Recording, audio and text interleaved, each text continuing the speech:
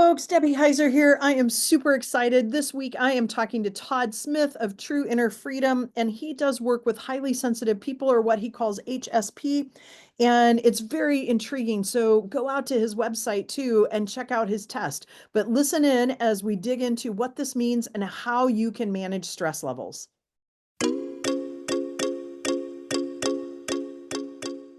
Welcome to Lead Your Life, the podcast for people who are seeking harmony in business and in life. My name is Debbie Heiser, and I'm an inner mastery and business mindset coach and the chief igniter here at The Lit Up Life. I feel an urgency to help people let go of past messaging so that they can make a lot of money doing what they love without sacrificing what they value most. Welcome. We're glad you're here. Straight from the corners of my mind. Hello, and welcome back to another episode of Lead Your Life with Debbie Heiser. I am here today with Todd Smith, and I'm really excited to get into this conversation. Todd and I didn't really know each other until 5 minutes ago, other than we've kind of looked at each other's work.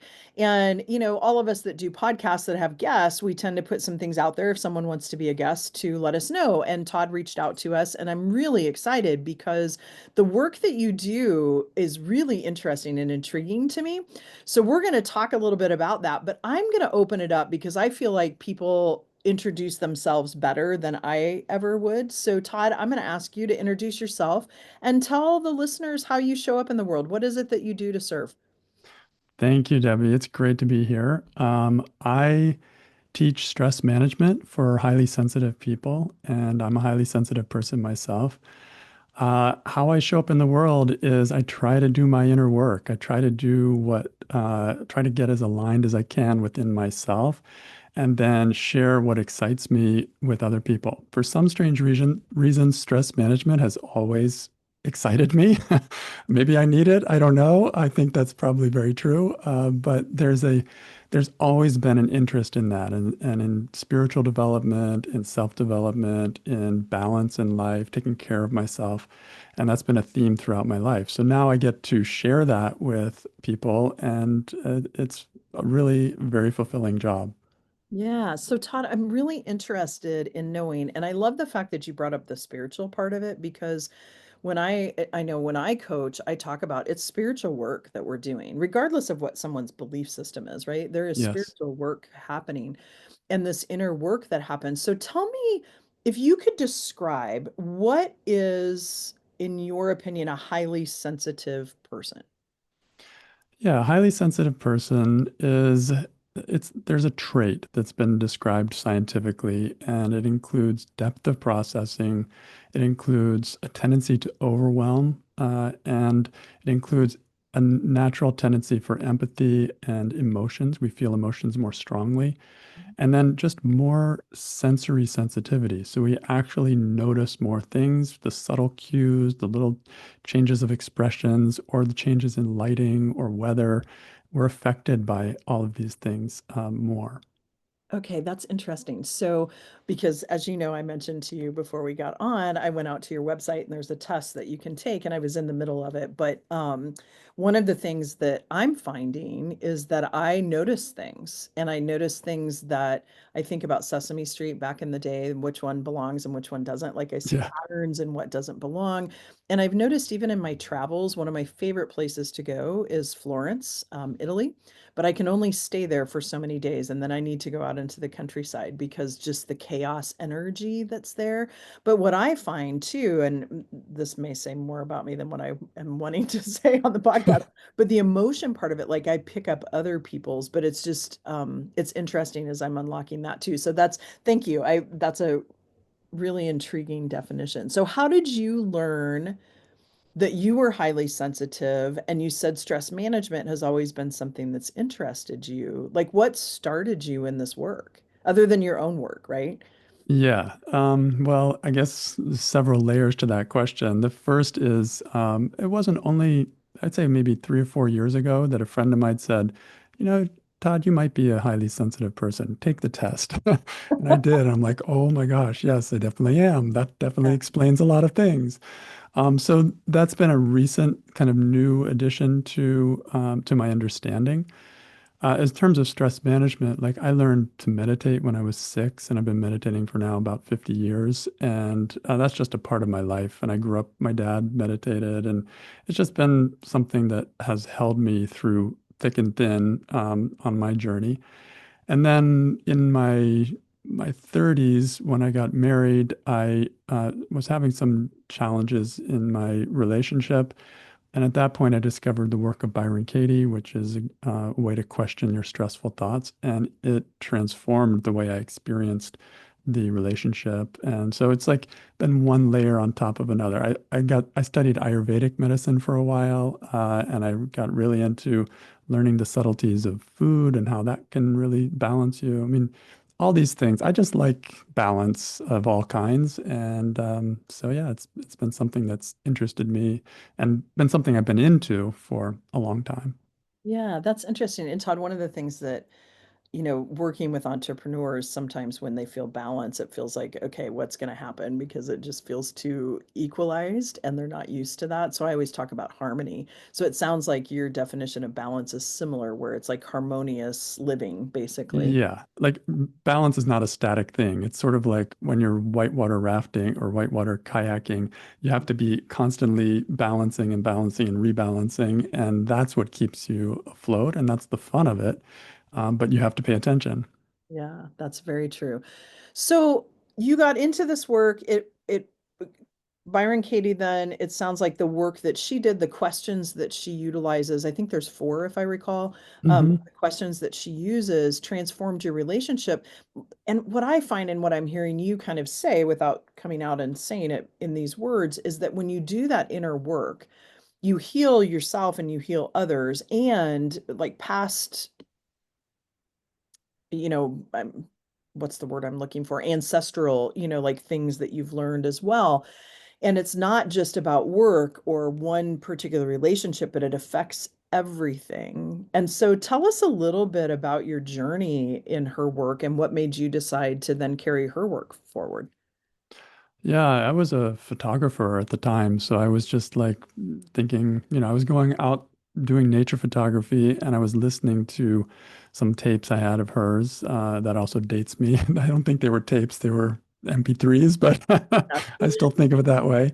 And I started like, what I loved about it was how accessible it was. I could take a stressful situation, any stressful situation, and use that as the entry point for meditation or for transformation or for seeing what's really going on, what I'm really thinking, and then changing that. And so what happened as I did it for myself, I started realizing this, lights me up. This is what I really am passionate about. And so I got trained in it and I became a facilitator and I've been doing it ever since. And I do this work pretty much every day.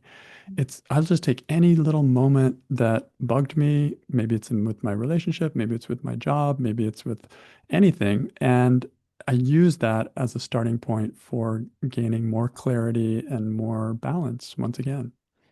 Yeah, so Todd, that makes me think about, most people that I talk to that are seeking this harmony or balance in their life, they have a little bit of a routine that they do or a discipline in the morning, practicing yoga, practicing meditation. Walk us through like, what does that look like for you? How do you prep for the day? That's a good one. Well, first of all, I wake up when I wake up. So sometimes it's not with an alarm. So sometimes it's a little later, sometimes a little earlier, but around 6, somewhere in that range, 6 to 7. And then first thing is preparing, depending on if it's my turn or not. My partner and I alternate cooking days. But if it's my turn, I'll be preparing the breakfast stuff, getting it ready. And then we'll walk the dog, get out in the fresh air a little bit. Then, depending on if I have time or not, I'll sit and do a little bit of the work of Byron Katie, just written. That maybe take me 20 minutes or something. And then I'll sit and meditate. And I do transcendental meditation, and I sit for an hour, hour and a half in the morning. Then have breakfast around 9, and then hit the decks in terms of getting into my business. And I live at home, so it makes it easy. I don't have a commute. Yeah, working from home definitely helps with that. And, it's interesting. I found when I have meditated, I would get caught up. My mind, I just had my brain mapped and went through the analysis of that, and my brain has a little hard time shutting down. But I have found there's an app out there that is called the centering prayer, and I like it because I can set a time limit, because my mind would get caught up in what time is it, what time is it, and worrying about that. And so do you have some tools like that that you would recommend to someone that maybe hasn't meditated a lot, that would help them get into that practice? It's a good question. I haven't used that as much, so I don't have as much experience with those kinds of tools. But it's a really common thing for highly sensitive people to have this kind of busy mind and trying to do it right and trying to make sure we're minding the time when it's actually a time of letting go. The way I've always done it is just from time to time look down at my watch and just see where I'm at, and then just kind of come back to it easily. But there are some great apps out there, and I may not be the person to point you to them, but definitely it's worth checking because there's so many ways to meditate, and there's so many ways to just give yourself some quiet time where it's you forgetting about things or letting go of things instead of trying to do meditation right, because that can become another stressor if you're not careful. Yes, yes. It's interesting as you say that too. I'm a storyteller, so I have a little story to tell that I think you'll appreciate. David Hawkins, I'm sure you've read some of his work, and I had read Letting Go, and I'd been about two-thirds of the way through, and I had taken it on an airplane with me. I had all these great notes in it, and I was doing all of these things. And I got home, and about 2 weeks later, because that's a book for me that I can't just read cover to cover. I have to like do pieces of it because it's very dense. And so I was like, what did I do with that book? And so it was a true test of letting go, because the only thing I can think of is that I left it on the airplane. Oh my gosh. So it was Yes. like the true test of letting go for me. So yeah. Isn't that perfect? I mean, my Oh, goodness. it's Yes. so perfect. It's so perfect. So Todd, we're going to take a quick break, and then we're going to come back. And one of the things that really interested me that you do some work on and have a three-step process around is this idea of when conflict comes up for highly sensitive people, and how people can go from avoiding conflict into conflict or potential conflict with confidence. And so we're going to talk about that when we come back. So we're going to take a quick break. I want to give a quick shout out to my favorite online community for women entrepreneurs. It's called Build Her.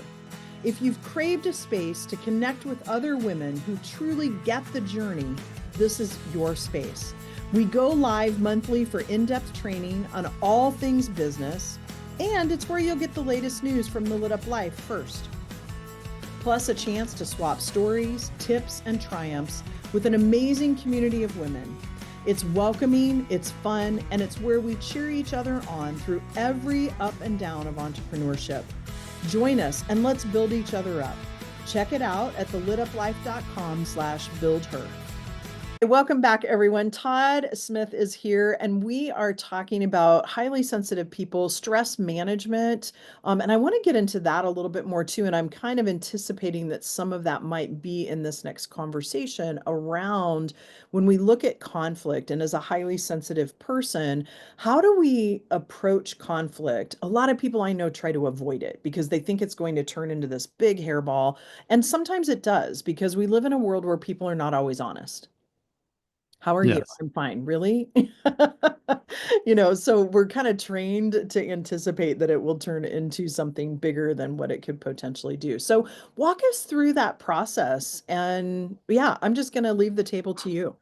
Okay, yeah. Conflict is a huge thing, especially for highly sensitive people, because we love harmony, we love peace, we feel emotions strongly, and so we often instinctively try to avoid that. And so that's fine. It's fine to have that tendency, but there are things that are unavoidable, and what we can get into if we're avoiding conflict too much is that we start leaving ourselves out of the conversation. We start avoiding bringing up subjects where we want something and it might not be what someone else wants, or we don't want something and they want it. So we have trouble saying no as a result.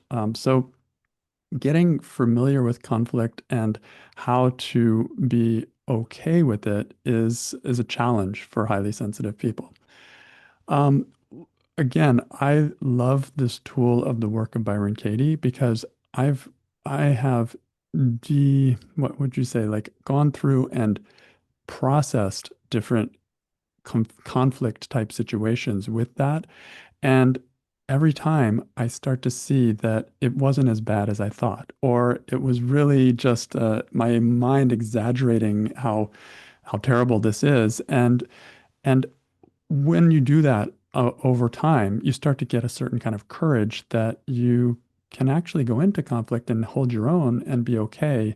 And when you're not getting caught into trying to change the other person, in other words, if you're respectful for them, then you can advocate for yourself and end up in a staying in a neutral place, but still be clear. So this is the fear is that if I stand up for myself, I'm going to turn into a jerk. I'm going to be like, a mean person, or I'm just going to fly off the handle.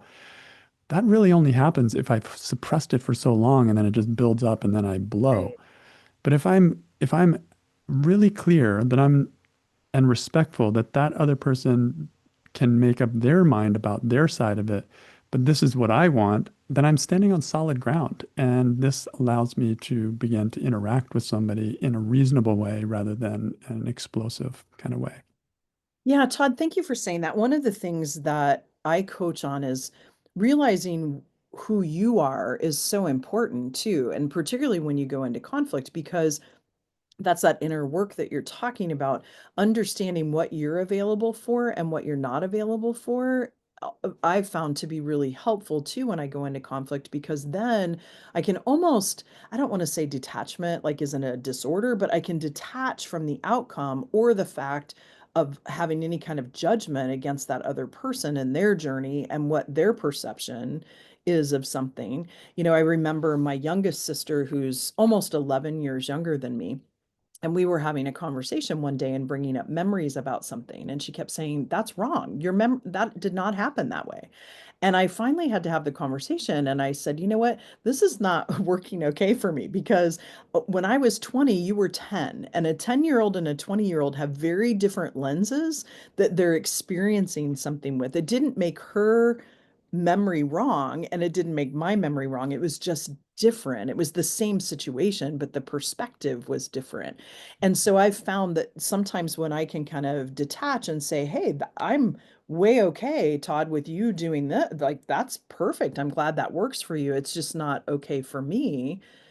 That has really helped me. And tell me about, like, when you work with people, I'm assuming you kind of go into some of that inner work, but what would you say is the biggest obstacle for people that you work with and start to work with getting to that point where they understand and are able to detach from, and I don't know if I like that word so much, but realize that the other person's experience or reaction also is not against them. Yeah. I Yeah. think the biggest obstacle is lack of self-esteem. Like there's a feeling like I'm not good enough, and this is common for highly sensitive people or HSPs to take on, that the world has kind of told us like you're too sensitive, you overthink too much, there's something wrong with you in a way. Like, and because we're so attached to harmony, we end up taking a back seat and we tend to defer to other people and make them the center of decision making or direction or the center of our universe in a way. And so because of that, because of this tendency to put ourselves in second place, then when another person disagrees or has a different experience, we can end up taking it personally because we think that that is the way. Like we think that we have to agree with that way or that we have to go along with that in some way. And so it can become very sticky. We get caught in that. It's binding. So as we get more in touch with ourselves and what our inner world is directing us and start making that the center of our universe instead of the other person, then we start to see it more objectively. Okay, they have their center, I have my center, and it's not always a perfect match. We live in slightly different universes. And so it's okay to have that. And so as we understand ourselves, and this is one of the pillars of stress management for highly sensitive people, is to understand the trait and that it's normal, that there's nothing wrong with us, and that we have a right to feel and think and be the way we are. So there are many ways to accomplish this, but bringing ourselves back to our own experience and making that the center is what shifts this in the most dramatic way. Yeah, thank you, Todd. That's great. And you make me think of, I don't know if you have found this, but I've found in this past year, maybe 18 months, it feels like worldwide. And I'm a firm believer that we're all collectively connected. And it feels like the chaos energy is a little bit stronger. And I've found for myself and the people that I work with that things that would bring us to neutral now it feels like I'm having to do a little bit more of that because I'm actually the collective energy feels like it's seeping some things out with me. So when I am doing the inner work, it doesn't feel like work, but it feels like I'm needing to dig in a little bit more and really feel that harmony and that balance for myself and the groundedness more so than it was 18 months ago. Yeah. And I always say it's easy to that's be enlightened in a cave, yeah. but like, can you be enlightened in the real world, like in the world where there's chaos and conflict and issues, and it takes more digging, it takes more presence, it takes more patience, but this is what our world needs, and we can lead in a quiet way by doing this kind of inner work and becoming more clear and more kind and more balanced ourselves. Yeah, and Todd, I'm thinking about within that Letting Go book, and I highly recommend that to people. There's a segment in there where he talks about, and I don't remember what year, all of the details around it, but where they had like 300 deep meditators do nothing but meditate on love and peace for in the United States and Washington, D.C. And they had contacted the governor and the mayor and the police force and said, we're going to lower the crime rate in the middle of summer. And they're like, you're nuts, right? Like the only thing that's going to lower it is a snowstorm. And sure enough, they lowered it. And I don't remember the percentages, but it was drastically different. And so it makes me think about this idea of the more grounded that we can be. I think that puts then a counterbalance to the chaos, even in the collective in the world. So, yeah. Absolutely. That's cool that you mentioned that. That was a transcendental meditation Yeah. experiment. I was on that course. You I were. Oh, was, yeah, for wow. like a couple months. I can't remember, it was a month, 6 weeks, something like that. We Yeah. meditated all day, like basically every day, and it actually Oh, changed the statistics. It's kind wow. of amazing. Wow, that's fantastic, Todd. So, kind of in that realm, I want to provide for people, and I know that it will also be in the show notes because you provided it to Sarah, my fabulous chief community builder. But if someone wants to learn more about whether or not they're a highly sensitive person, or an HSP, I think is what you called it, and the work that you do, where should they go? Absolutely. You can go to my website, which is trueinnerfreedom.com. And you can take the test there. It's a little HSP stress test. It measures not only whether you're an HSP, but what kinds of stresses are showing up for you, so that you just have a little bit of a snapshot of where you're at. And yeah, I have a great program there. It's just that's the home base. I've got a podcast there as well. In fact, if you're interested in going a little deeper, then go to stress management for highly sensitive people, wherever you get your podcasts as well. Perfect, Todd. Thank you so much. And I always like to kind of close up and ask my guests if you could name a book that impacted you or that you would recommend to the listeners, what would that be? So many good books. Yeah. I'm just thinking in the last year, the book that really had an impact on me was something called The Five Personality Patterns by Stephen Kessler. It just somehow illuminated some really cool tendencies and explained them in a really clear way. And so, yeah, I highly recommend it. Okay, perfect. And then, kind of in that same vein, if we were to go out to whatever streaming platform that you stream your music from, what would be one of your most played songs? One of my favorites is by Sarah Bareilles, Saint Honesty. Just love that Yeah. song.